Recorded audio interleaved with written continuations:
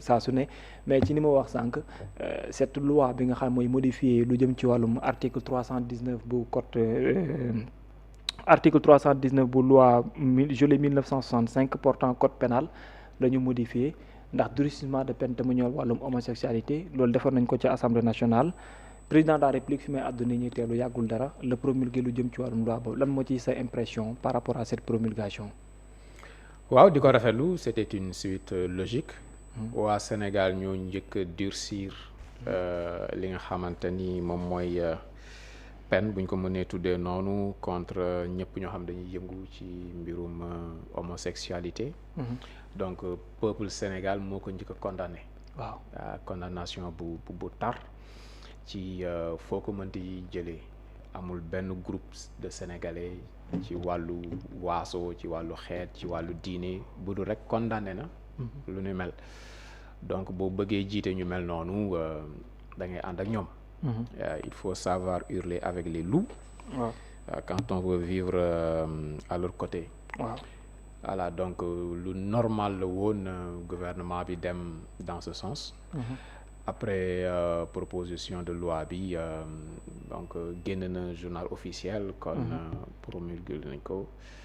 donc di leen ci tamit jaajëfal. waaw parce que loo war a def boo ko deful ñu ne lu tax defoo ko boo ko defee tamit war nañ la jaajëfal.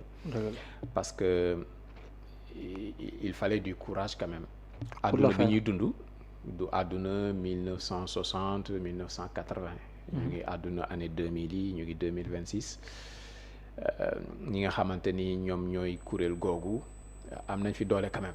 d'accord yàlla jay na leen am nañ doole am nañ capacité mën nañ bouger loolu bari financièrement taxaw nañ donc def loo xamante ni da leen di frustré wala sax day dem à l'encontre de leurs intérêts ou de leur progression.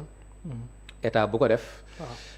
jël nga sa courage à deux mains quand même pour def ko kon ne serait-ce que pour loolu non seulement dañ ko war a rafetlu. féliciter leen.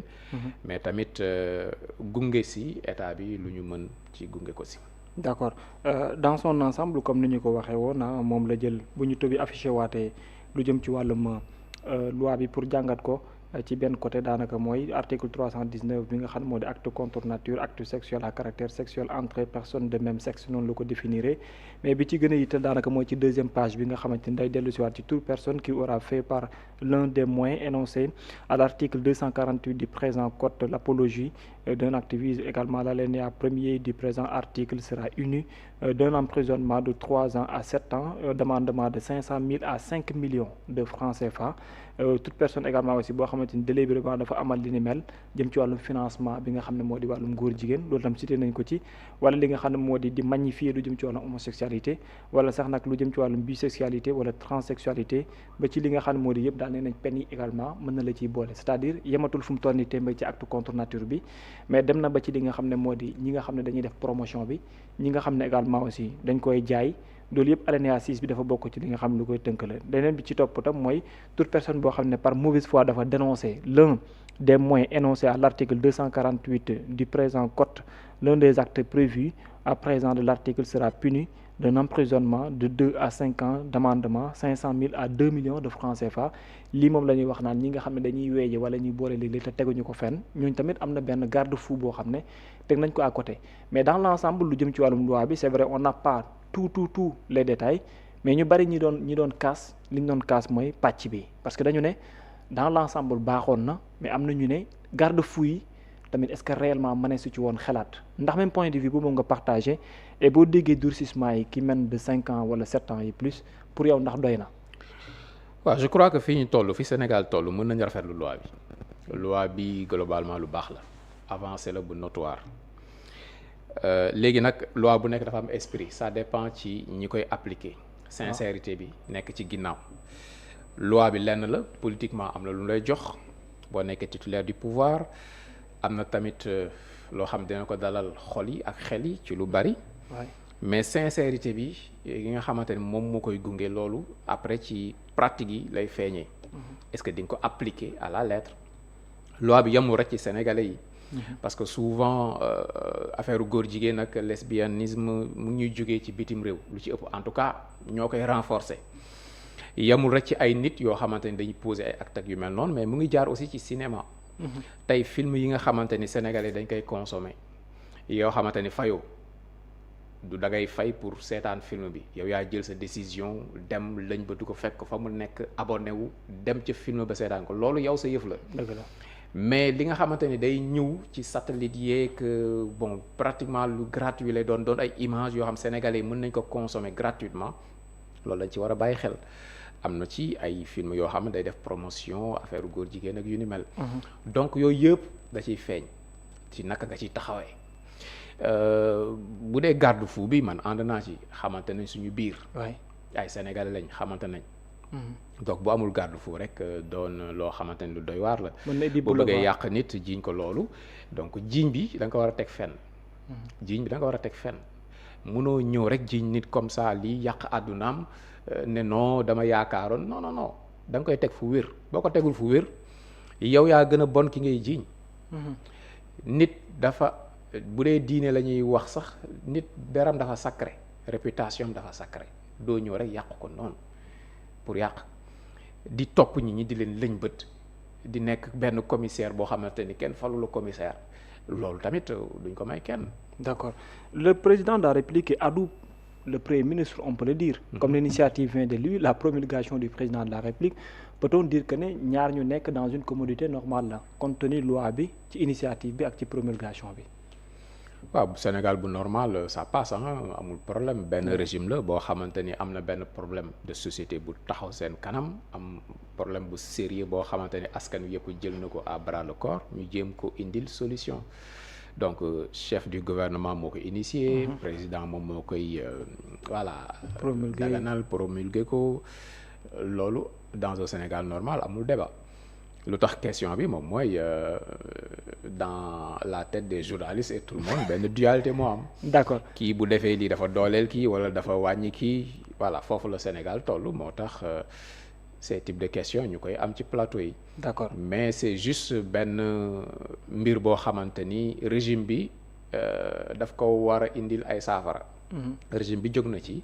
def na ci jéego bu am solo parce que c'est une avancée notoire. D'accord am na lu ñu ci posé comme acte yàgg nga fi di seetlu ay loi yoo xam ne day indi coow ay nit topp ci di xeex ba xëy am ko cette loi là mën nañ jàpp aussi ne ci fànn googu la demee mu waral ànd sàmm jikko yi nga xam ne posé nañ ci ay acte dañu wax ne carrément ñoom kontaan na gum parce que lii xew ci ëllëg xamuñu ko ndax yàgg nañ fa voté loi ak li muy am ko may ëllëg ak yooyu lan ngay séentu ci bii ak lan nga ciy xaar en terme de taxawaay ak tamit surtout topp au niveau national. bon ànd sàmm jikko yi man daf may xaw a dérouté par moment parce que des fois dañuy jël jox seen bopp ay prérogatives yoo xam kenn joxu leen ko yegguñu fa. D'accord ñoom duñu ay mola duñu président duñu chef de quartier duñu dara ay nit lañ ay sénégalais yoo xamante ni ñu ngi ci daara ji ñu nangul leen ko. ñuy joxe seen opinion ci li xew ci penc mi. ñu nangul leen ko opinion boobu da nga koy joxe nga yam ci. D'accord mais du loo xamante ne da ngay exiger lii wala da ngay def lii wala da ngay def laa. booy politique tamit am nga droit nga politique yaay xool noo koy jaaree mais des fois dañuy arrogé wu ay prérogatives yoo xamante ni dara mayu leen ko bu ko defee dañuy xaw a outrepasser un peu les limites. nañu bokk ci débat bi. wax seeni opinion éclairer débat bi wax seeni position li nga xamante ni ñëpp am nañ ko benn mouvement la boo xamante ni bu ko neexee mu demander ne day marche contre lii wala pour lii ñu jox ko. mu joxe avem mais niñ ko yóbboo fenn fii mu mel ne day tirer dans un sens ou dans un autre day statuer affaire yeggul foofu daal. D'accord donc tout est exagéré ci situation yu mel nii ku si nekk da ngay outrepasser say limites jot na ñu tegaat bal bi ci rond central bi ku si nekk ñu teg la sa place nga jouer pleinement ce rôle d'accord mais tamit nga yam fi nga war a yam. Est-ce que bett na la dans la mesure où l'international certains pays à travers leurs dirigeants di évoquer une riposte contre le Sénégal ci loi bi nga xam ne moom la ñu mettre en place te mu doon mbirum góor jigéen. non du tout et puis riposte bi day gën a continuer rek ça dépend ci position Sénégal fermeté et puis Sénégal ba xam mënal na boppam wala déet xam nga néew doole rek moom mooy problème bi am na réew yoo xamante ni góor jigéen kenn du ko fa wax Russie kenn du ko attaqué ci affaire góor jigéen. xalaatoo ko parce que Russie la Vladimir Poutine la am na lu muy wax ci góor jigéen du benn dirigeante bu ndaw bu benn ONG wala dara moom mooy taxaw di apostropher waa Russie wala Vladimir Poutine c'est parce que Sénégal lañ jàpp ne boobu moo oyof rek. mais ñun suñuy yëf la suñu société la ñun ñooy xool nu ñuy gérer suñu société tooñuñu kenn suñu biir la mën nañ am suñuy loi bopp léegi nag mu des fermeté bi mu des tamit nga àttan ko mais bu dee ci ñoom nga yaakaar wala ñoom ñoo lay wax foo xool da ngay reculer li ci des moom mooy wane ne tu es souverain par rapport à ça def li ngay def ak fulla ak fayda après ñu bàyyi la nga noyyi. D'accord bu dee ñoom ñoo la ëpp doole tamit ñu contraindre la nit ak réew yëpp yàgg nañ leen def loo xam du seen gëm-gëm du seen bëgg-bëgg mais ku leen ëpp doole moo leen ko teg. D'accord waaw li waykat ba doon wax rek boo dee da ngay bañ dara ku la ëpp doole moo ko tegul mais bu dee àttan nga ko après ñu bàyyi la nga féex mais ñi nga xamante ne ñoom ñooy jëngu ci wàllu LGBTQ ñoom ñu ngi seen agenda. D'accord ku ñu mën a forcer la main dañ la forcer la main donc c'est au Sénégal de résister. donc Sénégal nag buy résister gouvernants yi opposition bi presse bi ñëpp dañ cee war a jàpp. D'accord parce que affaire la boo xamante ni ça nous concerne nous tous. alors est-ce que aussi ça donne raison pour certaines personnes yi yaakaar ne am na agenda bu ñu tegoon sur place di ko doxal notamment dans l'article 18 de la presse on en a parlé certains même évoquent l'article 18 des conditions de travail ak yi ñu jox cëru ñi nga xam ñoo nekk ci télévision bu mag bi ñeneen ñi évoqué au niveau des ministères entre autres ne tey promulgation loi bi wala taxawalinam maanaam am na lu muy freiner ci par rapport ak seen mbir boobu mais dina am leneen tam lu muy tënk mooy liñ daan lëkkaloo jàppale bi ak yooyu à la limite lan ma war a nekk taxawaay bi aux yeux des Sénégalais notamment le peuple bi nga xam ne ñoo ko bëgg ba seen nguur taxaw ci. agenda moom yàgg na quoi agenda yëpp a am xam nga nag ñun dañuy subir dañuy réagir ñun duñu jël les devants. dañuy réagir en Afrique. tout le temps affaire bi daf ñuy raw après ñu ne nakate lii moo xew nakate fii leen jëm après ñu réajuster mais gars yi seen agenda yàgg na ci wàllu koom ci wàllu nekkin ci wàllu gëmin bon société yi ñu ngi dund ñun ñu ngi 2026 ñu ngi xool naka la ñuy utee dépense tey bu subaa la ñuy def kan moo am agenda politique fii ci semaine bi mais ñoom ñu ngi projeté wu ci ay 2050 2070 2080 àdduna bi nan lay mel lan mooy doon télécommunication lan mooy doon nit ki ci boppam lan lay doon góor ci boppam lan la est-ce que góor day nekk góor gi mu nekkoon 1960 ba 2070 lan la ñuy redéfinir lan mooy góor lan mooy jigéen lan mooy lu baax lan mooy lu bon. donc ñoom tout le temps dañuy nekk en avance sur nous malheureusement ñun dañuy réagir rek di réajuster. Bon bi mieux vaut tard que jamais.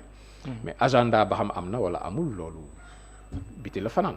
d'accord le PM démb bi ñuy collecter mbirum daara yi coppi giñ ci war a indi am na nu mu ci waxaale sax balaa laale question d'actualité bi ci biir réew mi mais d'abord mu ne question de souveraineté il nous faut cultiver notre autonomie notre indépendance dans plusieurs aspects et ça demande ça une grande participation loolee nan lañ ko war a mën matérialiser mais beneen bi mu wax également mooy. ci li fi xew actuellement ak ci ñiy jëf ak ci ñiy tegu bu yoxo ban taxawalu seetlu ak ban seetlu la ci nit ñi war a am nan nga gisee kàddu yooyu mu jot a yëkkati foofee démb. non kàddu yi am solo la mais day wane tamit ne dafa am yoo xam dese nañ cee jubóo ba léegi.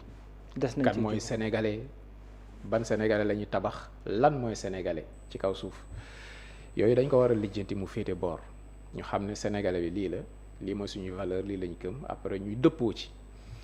xëccoo yi du mën a ñàkk yenn saay ci place yeeg titre yeeg amee mais am yoo xam ne dañ ciy dëppoo après ñu dem ci leneen.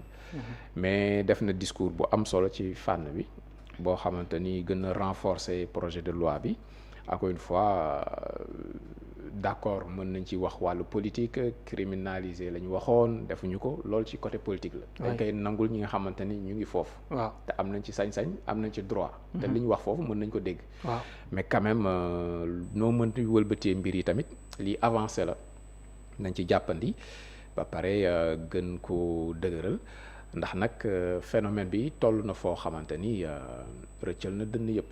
d'accord donc mën nañu wax que ne jéego boobu aussi Sénégalais yi il leur faut pas toog di seetaan parce que dañoo bëgg mais il faut une grande participation pour que bu waa bitim réew melee nii pour téye seen ay yoxo nit ñi tam war a pare ci seen participation.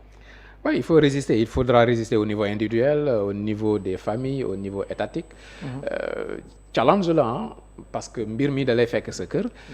Mbir mi souvent am na ñoo xam ne xaalis moo leen siy dugal, am na ñoo xamante ni càggante, am na ñoo xam ne topp seen bakkan, am ñoo xam ne lii donc il faudra résister à tous les niveaux donc sénégalais bu si nekk à son niveau xam nañ ne mu ngi suñu biir. waaw. Le mal est là.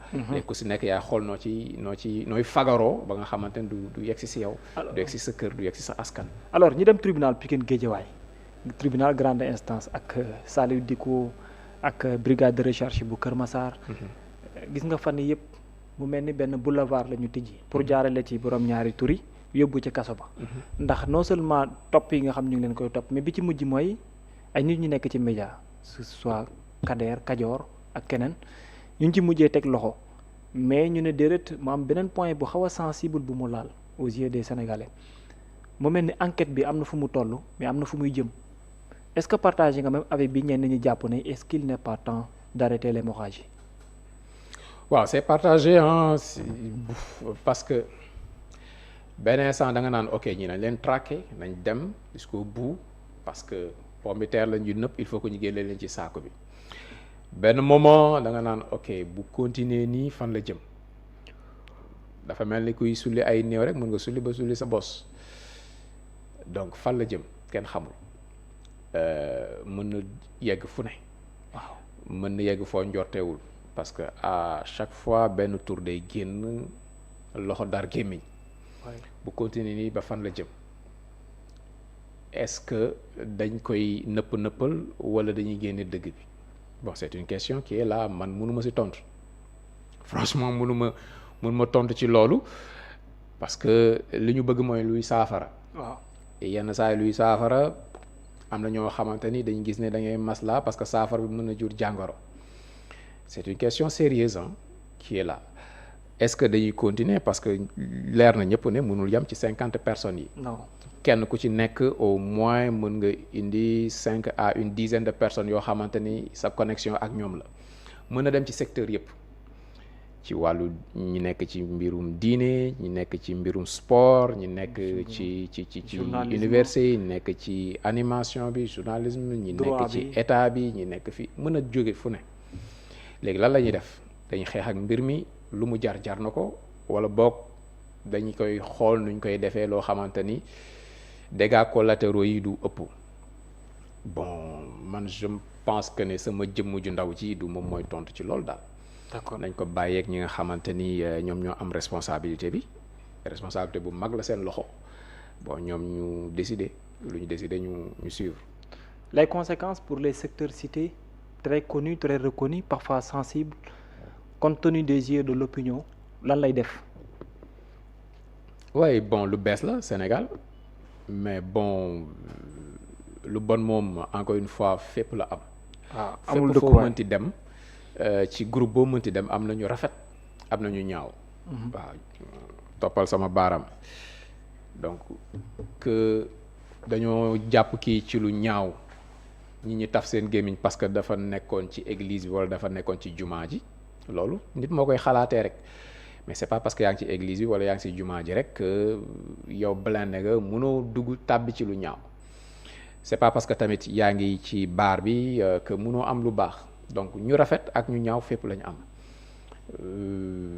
léegi nag ku si nekk ak nu koy gérer société bu nekk ak nu mu siy demee benn mbir la boo xamante ni dal na ci kaw Sénégal ci ampleur yu doy nii. waaw il faut que état bi jël si ay responsabilités mais il faut que au niveau des cellules familiales ku si nekk tamit jël say matuwaay. xeex la boo xamante ni ñëpp a koy xeexandoo yu bon yi bari na ku si nekk sàngara mu ngi fi di yàq ay dundu doomu aadama yu bari ku si nekk yaa ngi góorgóorlu xool noo ci aaree sa njaboot drogue noonu leneen noonu góor jigéen ci yooyu la bokk. d'accord par rapport enquête bi cette fois-ci c'est une stratégie wala xaw ma une chose boo xam ne dafa offrir ci ñoom mooy l'enquête est faite dans l'espace public. On peut même dire ça parce qu'à chaque fois les PV wala contenu PV yi mu ngi sàmm ci presse bi. une bonne stratégie wala ndax déet pour yow ci ni ko gendarmerie di doxalee ak nañuy partager l'information quotidiennement. une tradition loolu aada la Sénégal quoi du dossier bii la commencé bi ma xam Sénégal ba léegi bi ma nekk ci presse ba léegi lii laa fi xam lii laa fi gis du lu bees donc aada la ci Sénégal c'est une tradition donc du loo xamante ni lu bees la ku si nekk ak ni nga koy jàngatee PV yi moom à chaque fois c'est rare mu am PV boo xamante ni nekkul ci mbedd bi. D'accord. muy yow muy man tey bu ñu amoon léegi benn dossier police yu mel noonu balaa suba mu siiw. D'accord. ñeneen jot si. mu gën a dem donc c'est comme ça le Sénégal quoi. alors ñi jàll ci beneen point waxtaan tuuti ci wàllum koom ak Sénégal sa situation